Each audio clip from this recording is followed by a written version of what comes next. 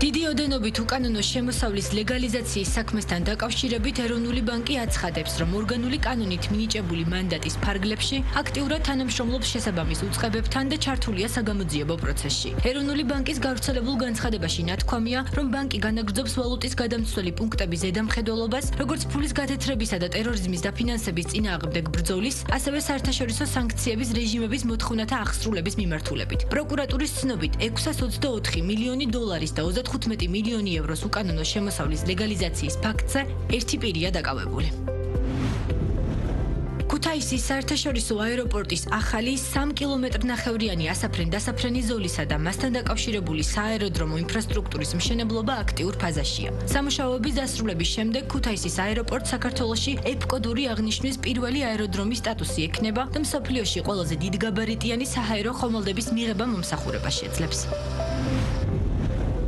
საქართველოდან ჯგუფურ შემეცნებით და ბიზნეს ტურებზე მოთხოვნა გაიზარდა. გამყვან ტურიზმზე მომუშავე კომპანიებში ამბობენ, რომ წლიდან წლამდე მზარდია იმ ადამიანების რიცხვი, რომლებმაც ინდივიდუალური მოგზაურობა ჯგუფურით ჩაანაცვლეს. ტუროპერატორების განმარტებით, გამყვანი ტურიზმის ეს მიმართულება განსაკუთრებით პანდემიის შემდეგ გააქტიურდა. მოგზაურები ისეთ შორეულ მიმართულებებს ირჩევენ, მაგალითად როგორებიცაა ბრაზილია, ვიეტნამი, სამხრეთ კორეა თუ ეთიოპია. ინდივიდუალური მოგზაურობის შემთხვევაში ეს მიმართულებები მოგზაურს გაცილებით ძვირი უჯდება, თუმცა კომპანიებში განმარტავენ, რომ ჯგუფური ტურების უპირატესობა უსაფრთხოების მაღალი დონეა.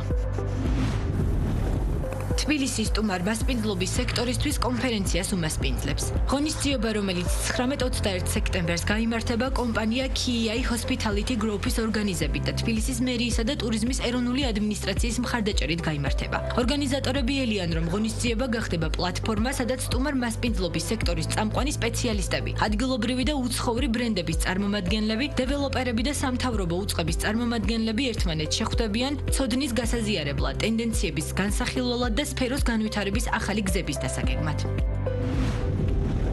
ამერიკის შეერთებული შტატების საექსპორტო შეზღუდვების საპასუხოდ ჩინეთმა მონაცემთა ახალი ცენტრის მშენებლობა დაიწყო. პროექტის ღირებულება $400 მილიონ აღწევს და მისი მიზანი შიდა ბაზარზე სრულად ადგილობრივი წარმოების ჩიპების მიწოდება. ცენტრში გამოყენებული იქნება Alibaba-ს AI ჩიპები, რომელიც კონკურენციას უწევს ამერიკულ Nvidia-ს მოწყობილობებს. როგორც უცხოური მედია წერს, ეს ნაბიჯი ხაზს უსვამს ჩინეთის გრძელვადიან გეგმას უცხოურ ტექნოლოგიებზე დამოკიდებულების შემცირებაზე და გლობალური ბაზრისთვის მნიშვნელოვანი გზავნილია.